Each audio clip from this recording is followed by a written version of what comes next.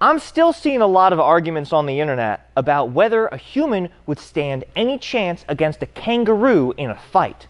And I'm here to put that argument to bed.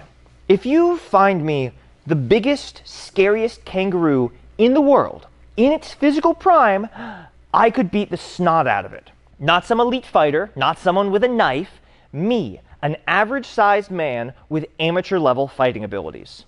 Sensei Seth made a video about Australian animals and whether or not he could beat them in a fight. The last animal on my list is the kangaroo. It's the animal that I think I have the best chance against. He's pretty confident he could beat a kangaroo, and I'm even more confident that he could beat a kangaroo. He's a big guy, he's trained, I've sparred with him.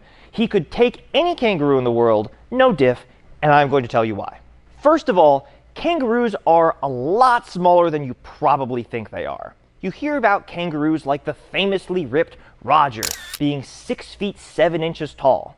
But kangaroos are naturally hunched over and have to stretch themselves taller. That's like measuring me on my tippy toes with my arms up and saying, I'm almost 8 feet tall. Plus, I suspect some of their heights are exaggerated. You can see in this video of Roger the kangaroo being lured back into his enclosure that Roger isn't nearly as tall as his caretaker, Chris Barnes, even with Roger being fully upright and Chris being nowhere near upright. When you look for frames where both of them are standing reasonably straight up, Chris looks like he's a full head taller. Yet, Roger and Chris are allegedly both 6'7". Kangaroos are sometimes measured from their head to the tip of their tail, which is likely a reason that many of the listed heights I've seen are outright lies. So take all of the height measurements for kangaroos with a grain of salt. A more consistent metric to judge their size is weight. And even the largest kangaroo ever recorded was 209 pounds, which is just not that big. I regularly spar with people bigger than the largest kangaroo ever recorded.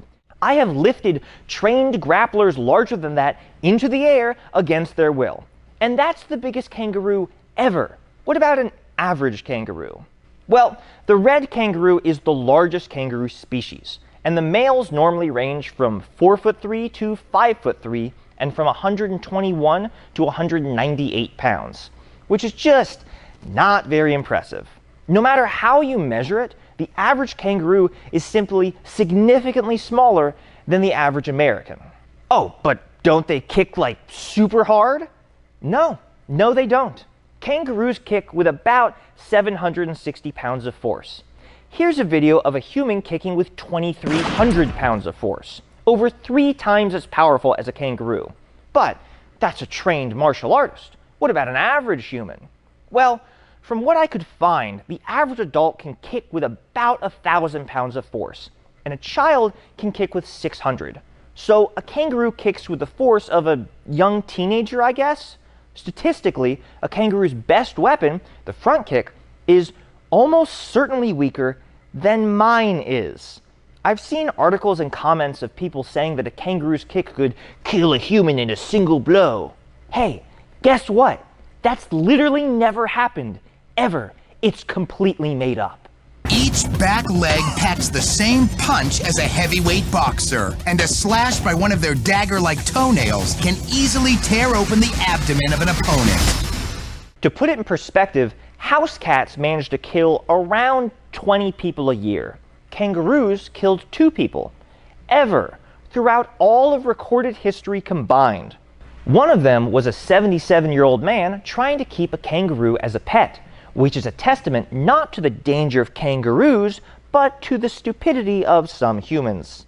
But are kangaroos even reliant on the front kick? How do they actually fight? Well, they usually rear their heads back and try and claw at each other's faces. That's right, they fight like a couple of teenage girls. Just add in the occasional front kick. Now, unfortunately for the kangaroo, humans have way longer arms and can swing said arms way harder than a kangaroo can. Kangaroos can hit with about 275 pounds of force. For reference, a seasoned boxer can hit with over 750 pounds of force per square inch. How many square inches is the contact area? The study I saw didn't say. But humans clearly punch way harder than kangaroos. Now, kangaroos do have claws, but as far as I can tell, they're like dog claws. After all the kangaroo fights I've watched, I've never seen a single instance of them drawing blood against humans or other kangaroos. The back claws of the kangaroo can be deadly. A kick from the back feet can disembowel their opponent. Absolute baloney! I've never found any evidence of this ever happening. A lot of their upper body work just devolves into a shoving match with the vain hope that their opponent will mess up and let them secure a headlock and establish dominance. Also note that a kangaroo's attempt at protecting their face blinds them to incoming strikes, giving humans another advantage. And while kangaroos can deliver front kicks, humans can deliver straight line kicks, round kicks, and knee strikes, meaning we have more tools from more ranges and can strike from distances that the kangaroo's stubby limbs simply can't reach. And those stubby limbs also give kangaroos no way to defend their torso from body strikes. Their torso is long, their arms are short, and they can't check kicks because their knees are totally different from ours. In a kickboxing match, they have virtually no tools to deal with a trained human. We can punch from much further ranges, and they're physically unable to protect themselves from the majority of our strikes. Plus, if you look at how kangaroos move around, it gets even worse.